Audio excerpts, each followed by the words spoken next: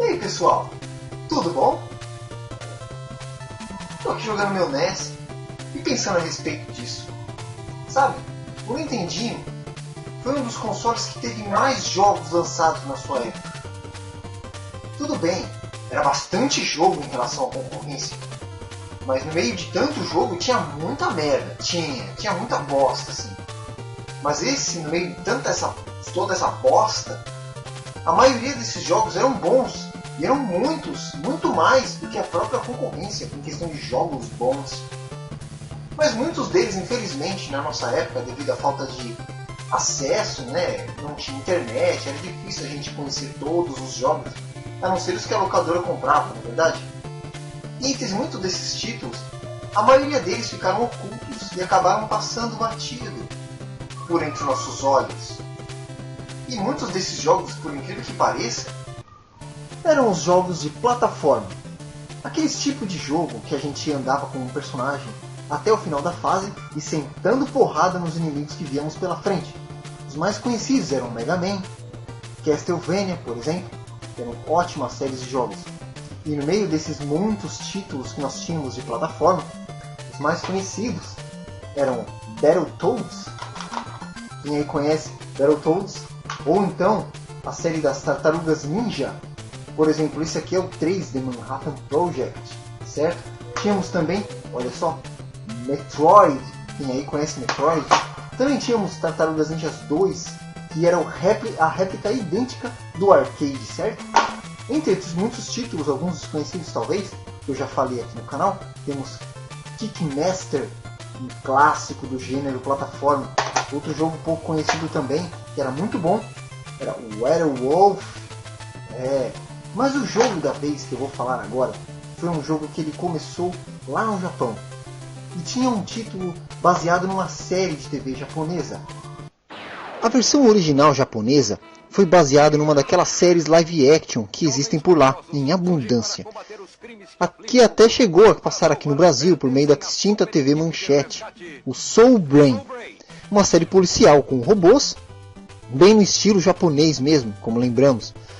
Como essa série nunca, pelo que eu saiba, passou em território americano, houve uma adaptação no jogo quando lançado em território ocidental, mudando toda a sua história e até mesmo fazendo alterações gráficas. E é essa versão que eu vou falar nesse vídeo.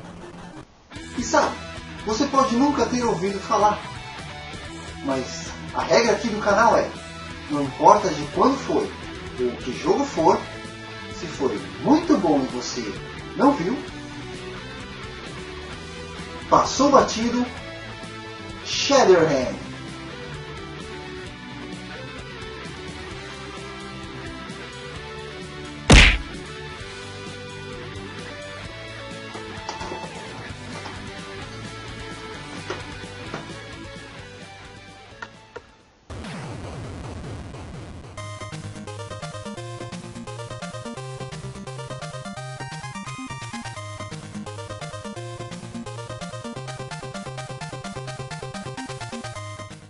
Em Shatterhand você entra na pele de Steve Herman, que usa como codinome a palavra Shatterhand.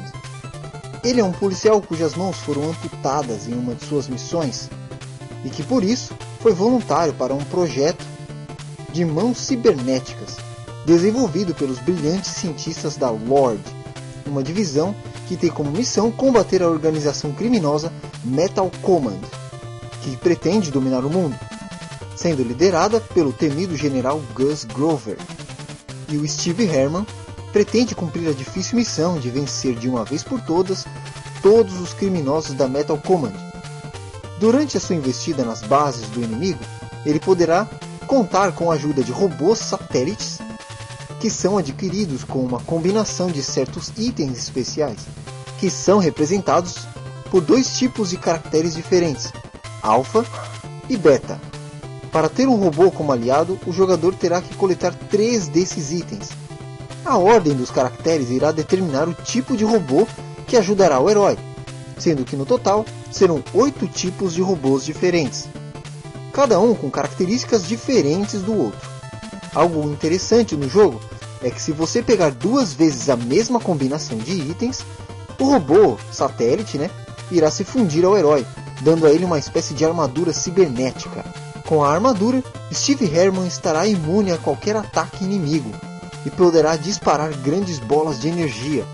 Só que a armadura irá durar por um curto espaço de tempo. Os robôs também podem ser usados para levantar o herói no ar, para que ele seja capaz de alcançar plataformas mais altas. Outra coisa bem interessante nesse jogo é que eu nunca lembro de ter visto em outro jogo. É que em relação às recargas de energia e os power-ups, o herói só poderá fazer uso dessas mordomias se juntar dinheiro durante as fases. E aqui são representados por moedas. A vida do herói nunca foi tão difícil quanto em Shatterhand. Ao todo, o jogo apresenta 7 fases para serem vencidas, sendo que a primeira e a última não podem ser escolhidas pelo jogador, ao contrário das outras 5, que podem ser escolhidas em uma espécie de painel, e portanto podem ser jogadas na ordem que o jogador bem entender. Bem ao estilo Mega Man mesmo. A primeira fase é aquela que a gente só serve para fazer um treinamento, para você se acostumar, um tutorial com os comandos do jogo. E a última, claro, é como se fosse a fase do Dr. Willy, só é liberada após você vencer todo o painel das fases que você tem de escolher aleatoriamente. O gráfico do jogo, como vocês podem ver, é excelente. Se a gente reparar com cuidado, você vai ver no fundo muitos detalhes, os tons claros e escuros contrastando para dar aquele tom mais sério para o jogo. Os personagens e inimigos também são muito bem desenhados e não são repetitivos. Fora que aquela parte de você vestir a armadura, aquilo dá uma sensação muito legal pro jogo. Principalmente se você é uma criança com muita imaginação. Aquilo lá, nossa senhora, era muito legal. Fora a música, você já prestou atenção, principalmente nos efeitos sonoros, como são reais, e até mesmo o barulho de soco que o personagem dá pra você? É sensacional. Faz você literalmente se sentir na pele do personagem.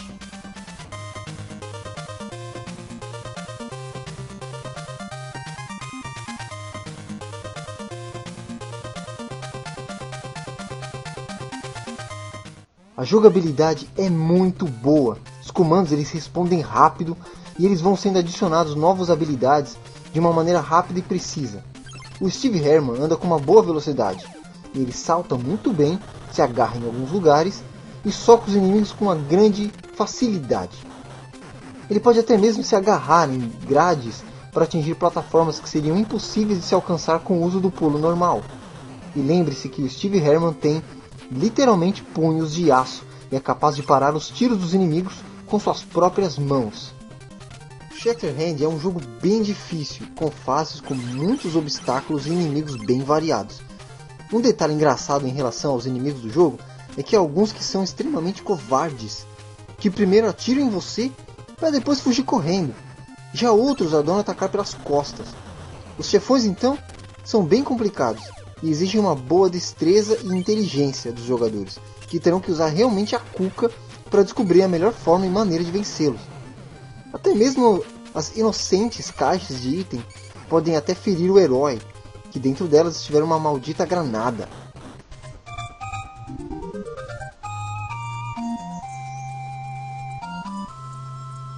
Que bosta, cara! Imagina só, você tá ali, faltando um item para você completar a sua armadura, que já é bem difícil de você conseguir pegar a armadura, e aí aparece uma porra de uma granada dessas e te explode, fazendo você ter que começar a juntar os itens todos de novo.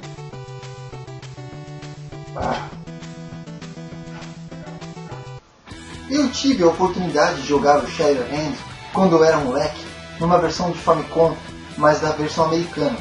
Mas vinha nessas fitinhas pequenas de Famicom. Joguei no Dynavision na época. E depois disso nunca mais ouvi falar desse jogo. E até nem sabia que esse jogo era considerado tão raro. Exatamente pelo fato de ser pouco conhecido e ser muito bom. E esses dias, andando por aí, acabei passando numa lojinha de coisas velhas, onde um tiozinho por acaso vendia jogos. E no meio de tantos jogos piratas, jogos sem lacre, jogos desconhecidos, ele tinha essa fita completamente preservada, até mesmo na sua label, do Shatterhand. Sabe por quanto ele me vendeu esse jogo? R$15. E Sabe quanto vale esse jogo hoje? Vou só mostrar essa fotinha para vocês terem uma noção.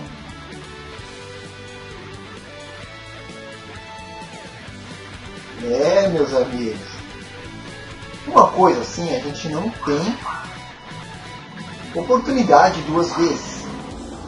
E logo de cara eu comprei Shatterhand, um jogo raro, clássico, bom e que todo mundo deveria jogar, seja no cartucho, para quem tiver a mesma sorte que eu, ou seja em emuladores. Vale muito a pena, porque a regra do canal é: não importa de quando foi ou que jogo for, se foi muito bom e você não viu, passou batido. Até mais, pessoal.